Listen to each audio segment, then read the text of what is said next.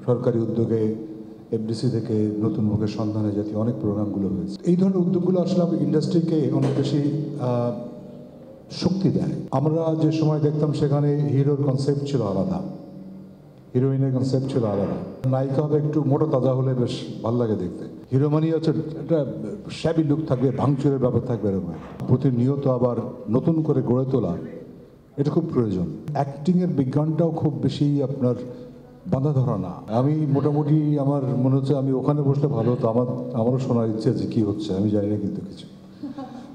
So এইটুকু আমি জানি, আলাপ হয়েছে যে star hunt, looking for good actors and future actors to follow, এরকম একটা জায়গা থেকে।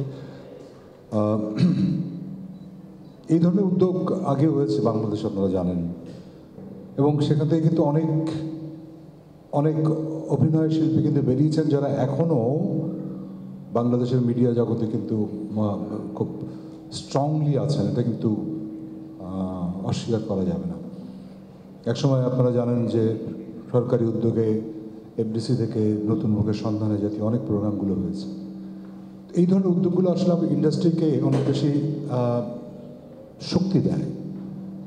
খেয়াল করে দেখবেন যে সমস্ত ইন্ডাস্ট্রিতে অ্যাকচুয়ালি নতুন মুখ, অনেক সময় আমি একটু পুরনো বলেই বলছি যে আসলে ওই যে নতুন মুখ যখন পর্দায় আসতো তার মধ্যে একটা উৎসাহ থাকতো, সবসময় থাকেও এখন।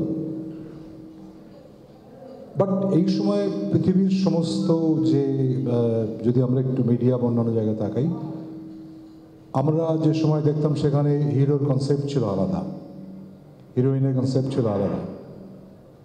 তো অনেক আগেই সিনেমা হলে বিশেষ করে বলা হতো একটি যার নায়িকা হবে একটু মোটা তাজা হলে বেশ ভালো লাগে দেখতে। কিন্তু ইদানিংকালে কনসেপ্ট একেবারেই আলাদা। হিরো, যে কারণে আমার হিরো হওয়া হয়নি ফিল্মে, সেটা হচ্ছে যে ওই দাড়ি গোঁফ থাকলে হিরো হওয়া যায় না। আজকাল দাড়িটাই একটা খুব হ্যাঁ, একটা হিরো মানি হচ্ছে একটা শ্যাবি লুক থাকবে, ভাঙচুরের ব্যাপার থাকবে, এরকম। দাড়ি চল হয়েছে, তখন আমারও চল হয়েছে আর কি, সেই সেন্সে। সো এনিওয়ে, এটা পরিবর্তন হয়, এবং দীপ্ত যে উদ্যোগটা নিচ্ছেন তার সঙ্গে অবশ্যই এদের অ্যাক্টরদের গ্রুম করা, নিজেকে এগিয়ে নিয়ে যাওয়া, নিজেকে ভাঙা, প্রতিনিয়ত আবার নতুন করে গড়ে তোলা, এটা খুব প্রয়োজন।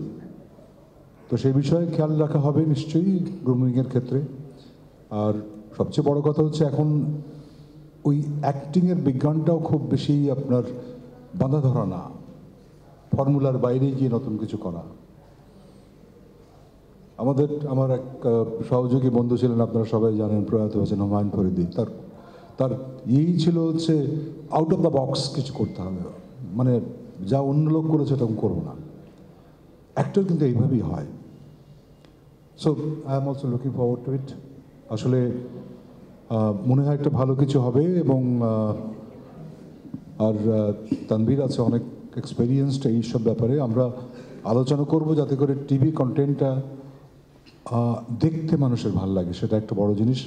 আর সত্যি কথা বলতে কি, এই সময়টা আপনারা জানেন যে আমাদের টেলিভিশন ইন্ডাস্ট্রি, আমাদের film industry, even I should say ওটিটিও একটা সমস্যার মুখোমুখি হচ্ছে। আমাদের বাজার কিন্তু এরকমভাবে প্রয়োগ হচ্ছে, এটা ইস রিলেটেড টু মার্কেট, কিছু করার নেই।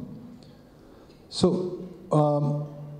এটাও আমাদের লক্ষ্য করতে হবে যে টেলিভিশন ইন্ডাস্ট্রিকে আমরা কি করে আরও একটা বড় জায়গায় নিতে চাই। আমরা কিন্তু একটা গ্লোবাল কম্পিটিশনের মধ্যে আছি। তো সেই জন্যে নতুন মুখ যেমন দরকার, যারা কন্টেন্ট বানান তাদেরও একটা জায়গা দরকার যেখান থেকে বাংলাদেশের এই কন্টেন্টকে, আমাদের গল্প কিন্তু প্রচুর গল্প আছে। সেই গল্পগুলো যখন রূপ হয়, আপনারা জানেন পার্শ্ববর্তী দেশেও কিন্তু তারা অনেকেই পাগলের মতো দেখে, এবং সেখান থেকে আমাদের অ্যাক্টরদের কিন্তু অনেক পরিচিতি বেড়েছে, তারাও কাজের সুযোগ পেয়েছেন।